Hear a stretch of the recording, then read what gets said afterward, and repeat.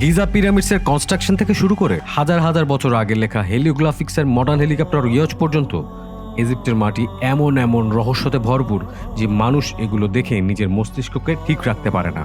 Cairo থেকে 550 kilometre দূরে ancient ইজিপ্টের শহরের কাছাকাছি একটি শহর আছে যার নাম অ্যাবাইরস, যার 11 কিলোমিটার দূরে এক সাইডে নীলনদ আর এক সাইডে মরুভূমি আর মরুভূমি। 1988 সালের কথা।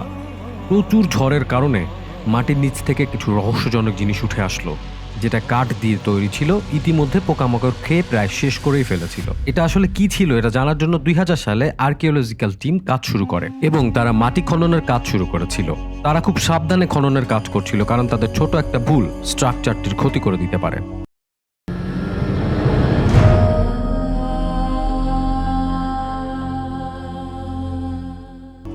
অবশেষে মাটি খুঁড়ে যা বের করলো তা হলো একটি 70 ফুট লম্বা নৌকা। এমন একটি জায়গায় এমন একটি বোটের কি কাজ হতে পারে, সবাই সেটা ভাবতে থাকে।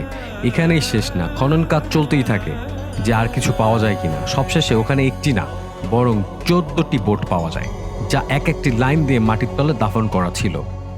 আর্কিওলজিক্যাল টিম নৌকাগুলোকে পুরোপুরি বের করতে পারছিল না মাটির নিচ থেকে, কারণ তাদের ধারণা ছিল এমন কিছু করলে নৌকাগুলি পুরোপুরি ভেঙে যাবে এবং একটি বড় রহস্যই থেকে যাবে। শুধুমাত্র নৌকায় থাকা কাঠ গবেষণা করে জানা যায় তা 5000 বছর পূর্বে, মানে গিজা পিরামিড থেকেও 500 বছর পুরনো। এই একটি তথ্য এটা সব রহস্য বের করতে যথেষ্ট নয়। কিছু বছর পর সোনার স্ক্যানিং টেকনোলজির সাহায্যে আর্কিওলজিস্ট এতটাই সক্ষম হয়েছিল যে হাত না লাগিয়েই তারা এই জায়গাটির 3D মডেল বানিয়ে ফেলে। স্ক্যানিং এর পর যে 3D মডেল পাওয়া যায় তা দেখতে এমন। এটা মানব সভ্যতার ইতিহাসে সব থেকে পুরনো নৌকা। 60 থেকে 70 ফুট এক একটা নৌকা, যা এমনভাবে মাটির তলে ছিল যা দেখে মনে হয় যেন সারিবদ্ধভাবে কেউ সাজিয়ে রেখেছে।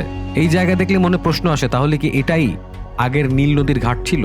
কিন্তু বিশেষজ্ঞরা এটা মানে না, কারণ এটা যদি নীল নদী থেকে আসতো তাহলে এক একটি নৌকা এক এক জায়গায় থাকতো। এগুলো এমনভাবে পাশাপাশি সাজানো রাখা ছিল যে দেখেই বোঝা যাচ্ছিল নৌকাগুলোকে এমনভাবে সাজিয়ে রেখেছে। তাছাড়াও আর্কিওলজিস্টরা নৌকাগুলোর আশেপাশে মাটিগুলোরও ভালোভাবে পরীক্ষা করলো। কোনোভাবেই এটা প্রমাণ হলো না নীল নদী এখান থেকে কখনো গিয়েছিল। তাহলে এই নৌকাগুলো কার ছিল বা কোথা থেকে এসেছিল? আর এইগুলি যদি নদ থেকে বেয়ে এখানে না আসে তাহলে এগুলোকে কেন আনা হয়েছিল? একটি চিহ্ন তখন পাওয়া যায়। 3D এর মাধ্যমে নৌকার স্ট্রাকচার আবার বানানো হয়। এটা নর্মাল কোনো নৌকা না, বরং রোয়িং ভেসেলস ছিল, যা 30 জন বৈঠার মাধ্যমে চালাতো, যেমনটা এখনকার র্যাফট বোটস হয়। এর বিশ্লেষণ করলে দেখা যায় এটা শক্ত দড়ি দিয়ে কাঠ বেঁধে বেঁধে অনেক কষ্টে তৈরি করা হয়েছে। আর্কিওলজিস্টদের মতে ওই নৌকাগুলো 5000 বছর পুরনো নৌকাগুলো থেকে বেশ অ্যাডভান্স। নৌকাগুলো নিচের সাইডের কাঠগুলো বিশেষ ডিজাইনে কাটা ছিল, আর এই ডিজাইনের কারণে এই নৌকাগুলো সাধারণ নৌকার থেকে ভিন্ন। অ্যানসিয়েন্ট ইজিপ্টে এমন নৌকা শুধু একজনের কাছে রাখতে পারেন, সে হলো ফেরাউন। তখনকার সময় ফেরাউন এত সম্পদশালী ছিল যে এমন নৌকা সে ময়লার মধ্যে ফেলে রাখতে পারত। কিন্তু প্রশ্ন একটাই, তাহলে নৌকাগুলোকে রেজিকিস্তানে আনা হয়েছিল কেন? তাই গবেষকরাই পুরো এলাকাটা ভালোভাবে পরীক্ষা নিরীক্ষা করে আশপাশেই একটি ধ্বংসাবশেষ পায়, যা তারা ধারণা করে এখানে তারা ফেরাউনের পূজা করত আর এখানে নানা রকম ইভেন্টসও হতো। সাথে এখানে অনেক থালা বাসনও পাওয়া যায়, যেগুলোতে তখনকার সময়ের খাবার ও মদ পরিবেশন করা হতো। আর এই বাসনগুলো পরীক্ষা করে বোঝা যায় এগুলো সেই 5000 বছর আগের। মানে এগুলোকে তখনই বানানো হয়েছিল যখন এই 14টি নৌকা বানানো হয়েছিল। তাহলে বোঝাই যায় সব কিছুর সাথে সব কিছুর মিল আছে। আরও ইনভেস্টিগেশনের ফলে আরও একটি জিনিস পাওয়া যায়, তা হলো ইটের তৈরি দেয়াল। তখন ইনভেস্টিগেটররা বুঝেই ফেলেছিল এই 14টি নৌকার সাথে এই স্ট্রাকচারটার আসলে কানেকশন আছে। নৌকাগুলোর কাছে যেয়ে যখন ময়না তদন্ত করা হয় তখন এমন একটি ইশারা পাওয়া যায় যা ডিসকভারির জন্য অনেক বড় একটি ব্রেক থ্রু ছিল। নৌকাগুলোর রাখার জায়গা এমন ছিল যা ইট দিয়ে পরিকল্পিতভাবে তৈরি করা সাইজ অনুযায়ী, যেমনটা এখনকার সময় স্পেশাল কোনো নৌকা বানালে তৈরি করা হয়। স্পেশাল ইটগুলো শুধু নৌকার সাইডের দেয়ালে লাগানো ছিল না, বরং নৌকা রাখার নিচেও ছিল। যেহেতু নৌকার 3 সাইডেই ইট লাগানো ছিল, অবশ্যই অপর সাইডে ইট থাকার কথা ছিল, যা সময়ের সাথে সাথে পরে নষ্ট হয়ে গেছে এবং মাটির সাথে মিশে গেছে। 3D গ্রাফিক্স ব্যবহার করে যখন এই জায়গাটাতে ইট লাগানো হয় তখন কিছুটা দেখতে এমন ছিল। এগুলোকে 5000 বছর আগে এভাবেই রাখা হয়েছিল মমির মতো করে, আর এর উপর সাদা পাথর দিয়ে প্লাস্টার করা হয়েছিল। এটার উপর যখন সূর্যের আলো পড়তো তখন রেজিকিস্তানের মাটিতে এগুলোকে দূর থেকে আলোকিত ও চকচক করতে দেখা যেত। আপনাদের একটা কথা বলি, পিরামিড যখন নতুন নতুন হয়েছিল তখন এটা টপ লেয়ারে এমন সাদা প্লাস্টার করা হয়েছিল।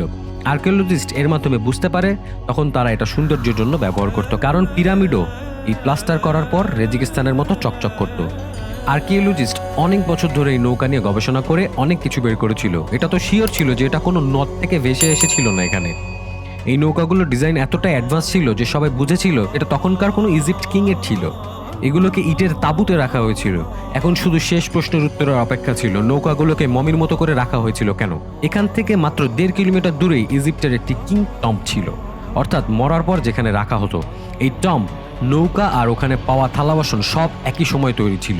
এই টম্বে না শুধু ফেরাউনের মমিকে রাখা হয়েছিল, এখানে যে ছোট ছোট বক্স দেখছেন এই ফেরাউনের কাছে সাথীদের দাফন করা হয়েছিল ঠিক সেদিন যেদিন কিংয়ের মৃত্যু হয়েছিল। জি হ্যাঁ, কিংয়ের সাথে কিংয়ের যত কাছের সাথী ছিল তারা নিজেদের জান দিয়ে নিজেদের প্রভুর সাথে অর্থাৎ ফেরাউনের সাথে দুনিয়া থেকে চলে গিয়েছিল। ভাবা হয় মৃত্যুর পর কিংয়ের জীবন সুবিধার জন্য কিং এর যাবতীয় প্রয়োজনীয় সম্পদ ও চাকরদের দাফন করা হয়। আর সেই নৌকাগুলোকেও সেই কারণেই এত সুন্দর করে মমির মতো করে রাখা হয়েছিল। এটা এমন একটি রিচুয়াল যা ফেরাউনের টমসও ফলো করতো, যা আমরা নোটিস করেছি প্রায় টমসগুলোকেই লুটপাট করা হয়েছে, আর কিছু হয়তো মাটির নিচে লুকানো আছে। 1922 সালে ভ্যালি অফ কিংসে মাটির কয়েক ফুট নিচে কিং টুটানখামুনের টম্ব পাওয়া গিয়েছিল, যা লুটপাট হওয়ার থেকে বেঁচে গিয়েছিল, কারণ ওখানে কিংসের সব খাজানা আর মূল্যবান জিনিস আনটাচড ছিল। ওই খাজানাগুলোর মধ্যে 35টা নৌকার মডেল পাওয়া গিয়েছিল। এগুলো কিংয়ের আফটার ডেটের পর ব্যবহারের জন্য দাফন করা হয়েছিল।